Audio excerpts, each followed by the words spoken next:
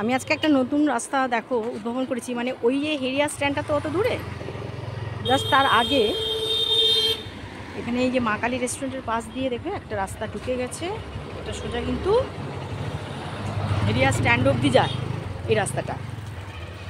আমি তো এইটা জানতাম না, তো আজকে এটা উদ্ভাবন করলাম। মানে আমরা হেরিয়ায় নেমে তারপরে তো বোগা লাইনটার দিক দিয়ে যাই, বা ওই আমাদের খেজুরির যেটা লাইন, কিন্তু এই রাস্তাটা একটা নতুন রাস্তা যেটা আমি আজকে করলাম আবিষ্কার। দেখি কতটা হাঁটতে হয়।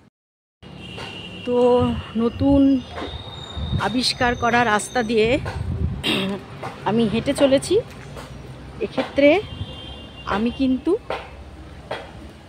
অপুর মনের মতন হতে পারবো কিনা জানি না, তবে ওই রকমই অপুর কথা ছিল না যে যে রাস্তায় আমার পায়ের ছাপ পড়েনি সে রাস্তায় আগে কেউ এসেছে কি না এসেছে তাতে আমার কি যায় আসে, অচেনার আনন্দ এটাই। তো আজকে এই রাস্তা আমার কাছে অচেনা, তো সেই জন্যই অচেনার আনন্দ পেয়ে আমি চললাম।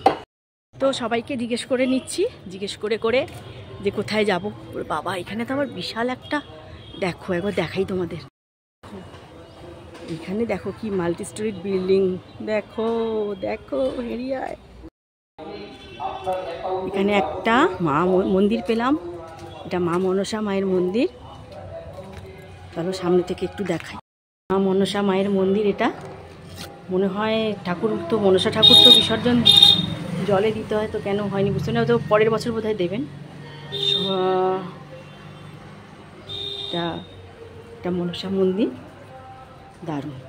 দেখো এই সেই স্ট্যান্ড, আর ওই মোড় দিয়ে আসলে কতটা হাঁটতে হয়। আর এইটা দেখো একদম সামনে। সেদিন ওই ব্লকের একজনকে দেখলাম ওইদিকে ঢুকে পড়তে, তো আমি দেখলাম যে দেখি আজকে একবার দেখি। তো আমি আজকে এই ব্লকে আসার জন্য কিন্তু মানে বেশ একটা অচেনার আনন্দ হয়ে গেল, যে রাস্তাটায় আমি আসিনি সে রাস্তায় যদি আমার পা পড়ে, তো সেক্ষেত্রে এই রাস্তার আবিষ্কর্তা আমি মৌ।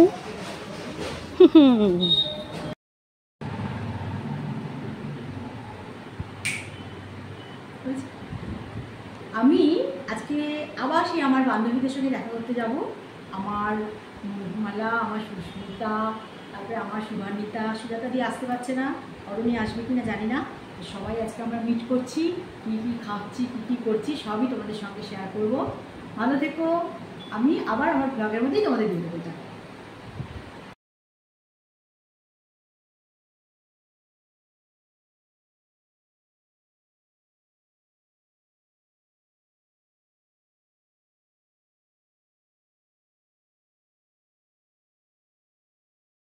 বেলায় তো আজকে আর লাঞ্চ করিনি, তো ভাত আছে, সেটা আমি জল ঢেলে ওবেলা রেখে দিয়েছিলাম, সেটা খাবো। বেশ মজলিস টজলিস করলাম, ময়ূকমালাদের ফ্ল্যাটে গিয়ে দারুণ আনন্দ হলো।